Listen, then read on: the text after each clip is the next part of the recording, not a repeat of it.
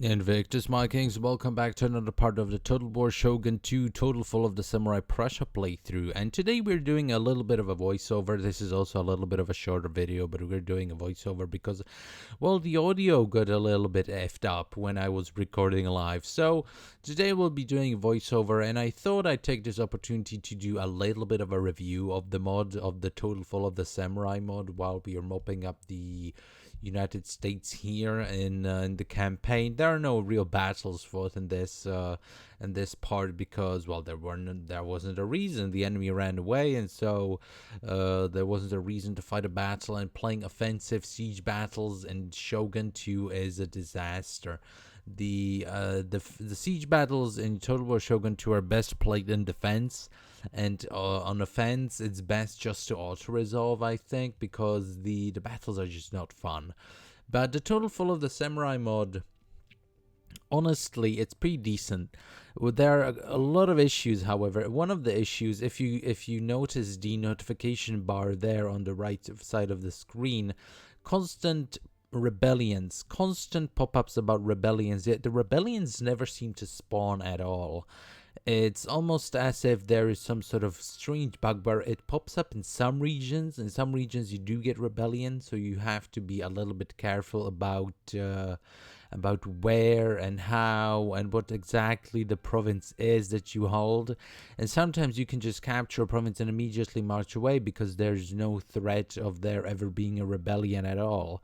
So it's a little strange, the rebellion issue, and it's a big one because if you'll notice here, right after this end turn timer ends, as you can see, there are constant pop-ups about rebellions and mounting unrests and everything like that, and the actual important events and notifications get sort of lost and not in translation, but they get lost in the incredible spam of the mounting unrest and rebellion pops up and everything. And another thing I noticed is that even though you might think that the easiest way to get rid of them would be just to, well, maintain public order, obviously. But the public order is a little bit messed up as well. You get constant negative public order bonuses from everything and every which way. And it's a little strange. It's I haven't played Full of the Samurai Vanilla in quite a while. It's been years.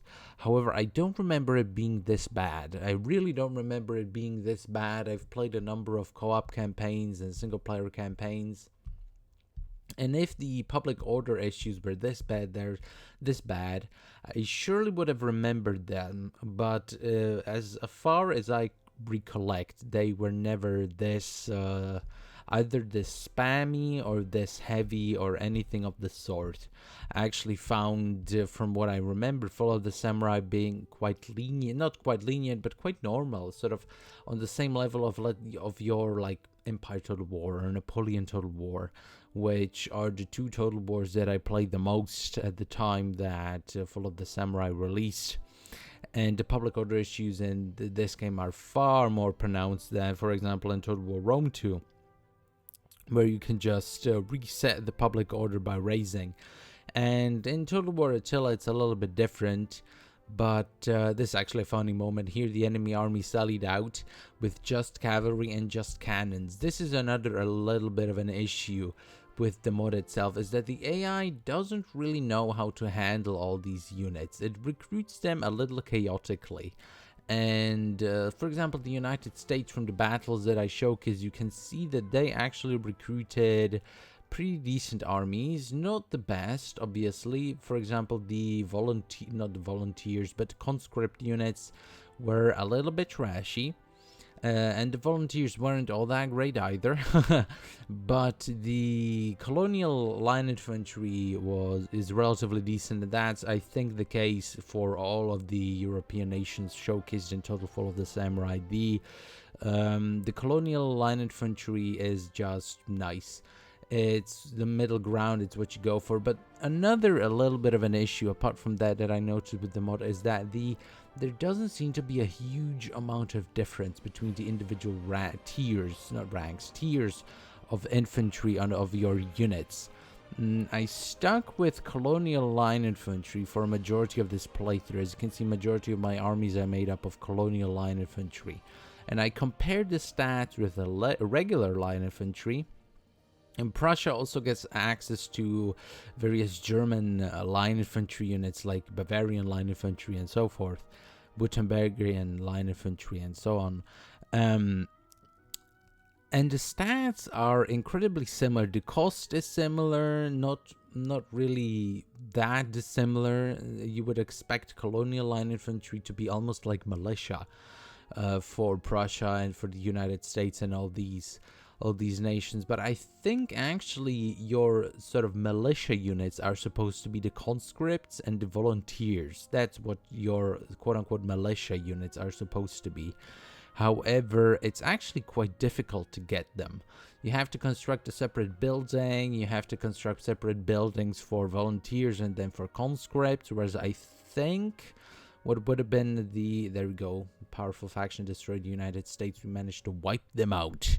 But what I'm saying is that I think there should have been some sort of way right off the bat, just with the baseline buildings that you get from the beginning, to construct volunteers and conscript infantry. Because as it stands right now, you have to construct a separate building chain to get volunteers, a separate building chain to get conscripts. And why would you bother? Because the price of the conscripts versus the colonial line infantry isn't even that great. But and the stats in general favor the colonial line infantry compared to the volunteers and the conscripts. And why would you bother with better infantry if the colonial line infantry just gets the job done? It's a little bit of a mess, this mod is, when it comes to balance. That's the main issue, the balance. So the rebellions are an issue. The AI armies are a little bit of an issue. I think they don't really know what they're doing, and the balancing of the infantry is a little bit of an issue. Other than that, the mod is pretty good, and overall I enjoy playing it. But yeah, well, anyway, I want to thank you Kings for watching. Hopefully I'll see you next time, and well, see you next time.